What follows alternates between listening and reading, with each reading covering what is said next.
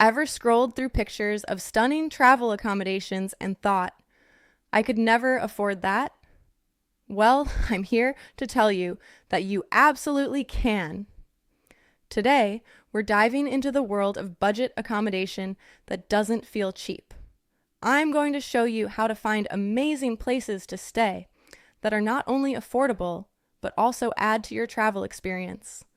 I'll share my best tips and tricks for finding hidden gems that will make your trip unforgettable. So, if you're ready to upgrade your stays without upgrading your budget, you're in the right place. I've stayed in my fair share of questionable hostels and dingy guest houses, and I've learned that you don't have to sacrifice comfort and style to save money. In fact, some of my most memorable travel experiences have been in budget-friendly accommodations that were far more interesting than any luxury hotel. It's all about knowing where to look and what to look for. So, let's get into it. First up, let's talk about private rooms and hostels. Now, I know what you're thinking. Hostels are for broke students and party animals.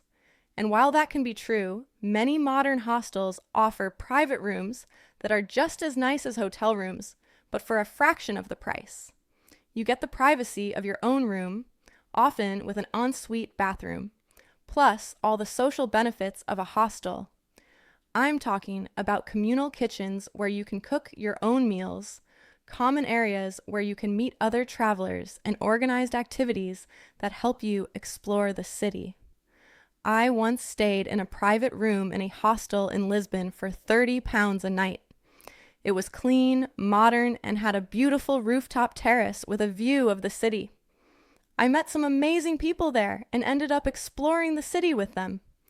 It was an experience I never would have had in a sterile hotel room. Next, let's talk about house sitting. This is one of my absolute favorite ways to travel on a budget. Essentially, you get to stay in someone's home for free in exchange for taking care of their pets and their house while they're away.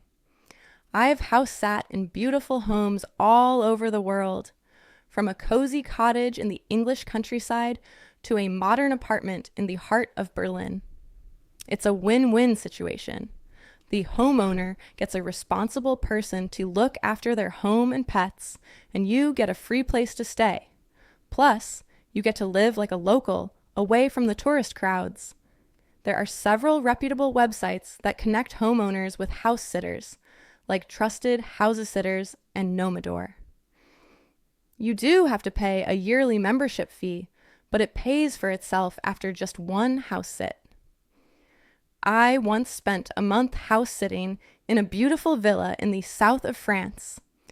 I had a pool, a garden, and 2 adorable cats to keep me company. It was a dream come true, and it cost me nothing. The homeowners were a lovely couple who were traveling through Asia for a month. They left me a detailed guide to the house and the cats, and we had a video call before they left to go over everything. It was a seamless experience, and I felt like I was living a life of luxury, all for the price of a yearly membership to the house-sitting website. Another fantastic option is apartment rentals, but with a twist. Instead of renting a whole apartment on a site like Airbnb, look for private rooms in a local's home.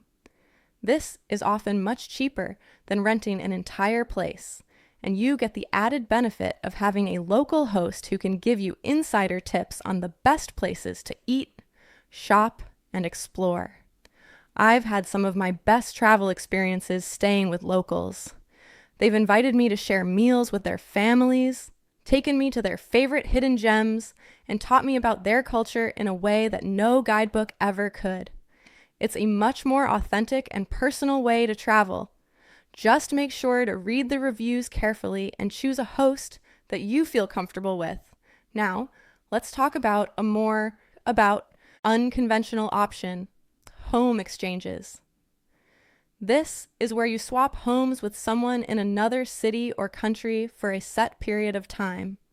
It's a fantastic way to get free accommodation and experience a new place like a local. There are several websites that facilitate home exchanges, like Home Exchange and Love Home Swap.